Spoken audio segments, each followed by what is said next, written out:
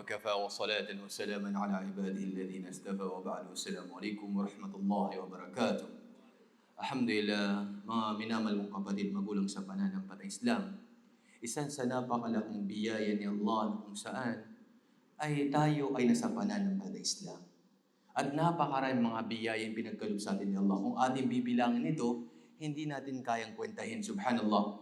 Parte pa lang ng ating mga pangangatawan, napakaraming mga blessings, subhanallah. Andito si Doc na kung saan kahit yung mga mata natin, yes, pandinig natin, parte ng katawan natin, dila natin, imagine, subhanallah, na kung saan nagbibigay ito ng different taste, subhanallah, kahit anong kinakain natin, nalalasahan natin, iba't ibang lasa. Kaya napakalaking biyaya ito mga kapatid, mga magulang sa pananampalatayang Islam. Etong dila na ito na pinagkaloob ni Allah na magamit natin sa tama.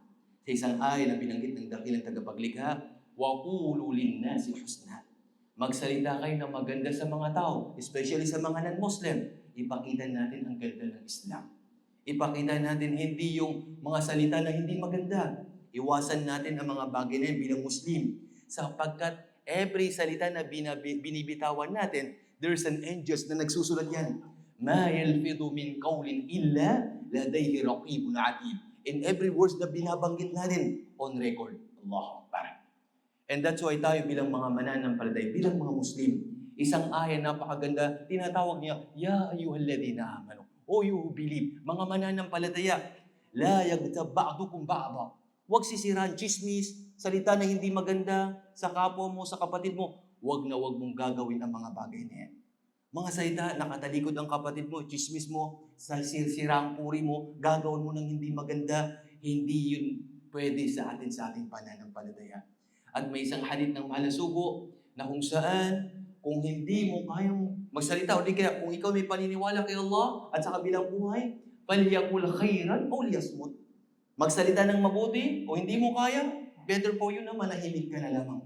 Magsasalita ng hindi maganda. And one of the beautiful hadith, or one of the hadith of Prophet Muhammad sallallahu alaihi wasallam, very beautiful hadith.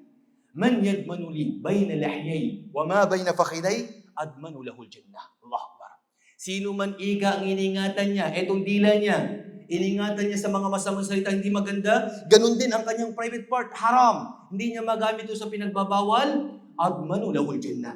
Igagarantiya sa kanya ng mahal na sugo, sallallahu alaihi wasallam, ang pagpasok ng paraiso. Allahu Akbar.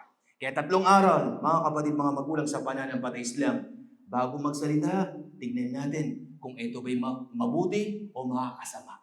Pangalawa, gamitin natin ang iwasan natin ang mga masamang salita, chismis, paninirang puri, mga sakit na salita sa ating kapatid. At pangatlo, na kung saan gamitin natin ang ating dila sa pag-aalala kay Allah, pagbabasa ng Quran, pagdidikir, pag-utos ng mabuti, da'wa, pagbabawal ng masama, gamitin natin sa tama. Hindi natin alam na siyang daan natin papunta sa paraiso ni Allah. Dalangin ko kay Allah, pangalagaan tayo, ipagkaloob nawa ni Allah sa atin ang kabutihan sa dito sa mundo hanggang sa kabilang buhay. Jazakumullahu khair wa akhir da'wana anil hamdulillahi rabbil alamin. Assalamualaikum warahmatullahi wabarakatuh.